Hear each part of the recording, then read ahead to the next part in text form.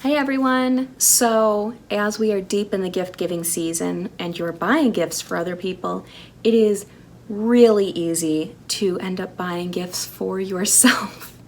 And as much fun as that can be, it can definitely take a toll on your bank account.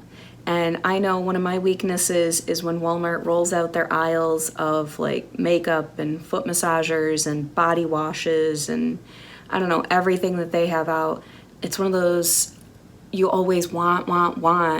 And so I thought I would give you some tips to try and get through the holiday season without making too many impulse buys.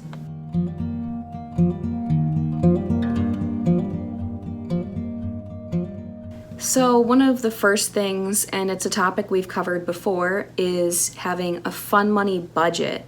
So ours rolls over month to month, so when November is approaching, I try really hard to save a fair amount of mine and not blow it all in previous months, so that when I do want like $100 worth of stuff, I actually have a $100 budget of fun money that I can just spend on that. So they always say that people who have the best success with weight loss do a food journal or a food tracker, and I think that equally applies to odds and ends impulse buys. You really should be keeping track of how much you've spent and in what period of time.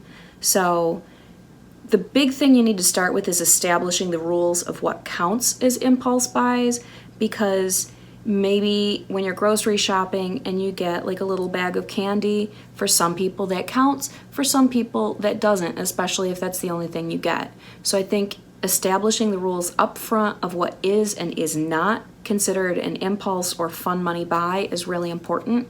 And then every time you make one of those purchases, having it written down somewhere, and especially having it written down somewhere that's accessible and maybe even out in the open, just so that you can see it on a regular basis and it's always in the front of your mind. Another one that has to be said, even though it's a little bit obvious, is to avoid your trigger places or trigger people.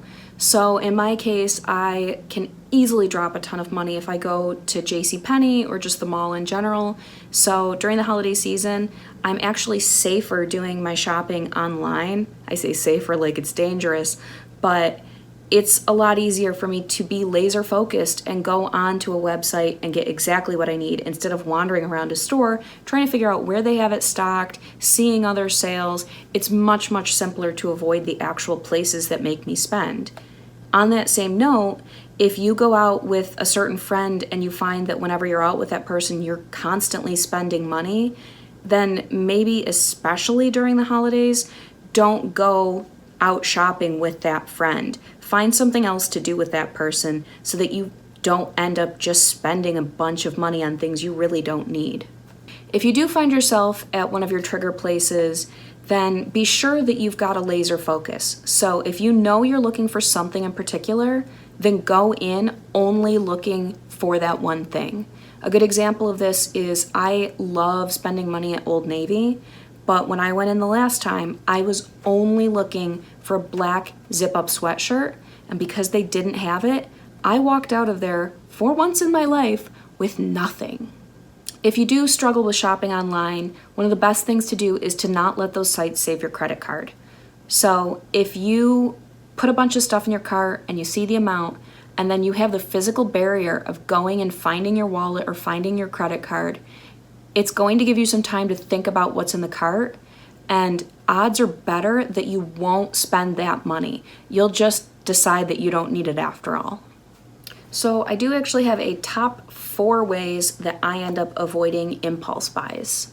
And the first thing is that if you see an item on the shelf, you don't pick it up and you don't put it in your cart. A lot of places will try to get you to try things on or to handle things, and that actually makes you a lot more likely to buy the item. If you walk through the whole store and you're not holding it and you don't already have it, then you're more likely to not buy it, because a lot of times you'll have either forgotten about it or you'll have thought about it more and decided you didn't really need it. The second thing I do is think about how many hours I would have to work to actually pay for an item. So if I make $13 an hour, for example, then an hour won't even get you $13 worth of item because you have taxes and other things that come out of your paycheck. So something that costs $13 on the shelf might actually be more like an hour and a half of your working life to be able to earn that item. Do you really need a sweater that's going to cost you 10 hours of your life? Maybe you do, but maybe you don't. Another thing to do is to visualize the item in your life. So if it's a decorative item or a kitchen item, actually think about where it will live, how many uses you'll get out of it. If it's something that you would wear, like a coat, how many occasions can you actually wear this coat? Is it only for special occasions? Are you going to get a bunch of use out of the item, or is it worth the cost to only have a couple of uses? And the last thing that I like to do, and it's one of my favorite things to do, is I will pick up an item and ask if I X number of dollars like it. So if I pick up a sweater and it's $40, even if I love the sweater, even if it has a place in my home, do I $40 love the sweater? Or do I $20 love the sweater? Or do I $10 love the sweater? And if you actually set a value on something, even if you can't get it for that cost in the moment, if you keep an eye on sales, sometimes you can find things more inexpensive later. And if you know you $20 love something and it goes on sale for $20, then that's a way better time to buy it. So hopefully my tips will help you out this holiday season, and hopefully you'll be able to avoid a bunch of impulse buys. But honestly, if you do get some stuff for yourself, it's not the end of the world, and you really should just try to be happy with what you buy for yourself. Make a place for it, or gift it to someone, or give it some sort of purpose.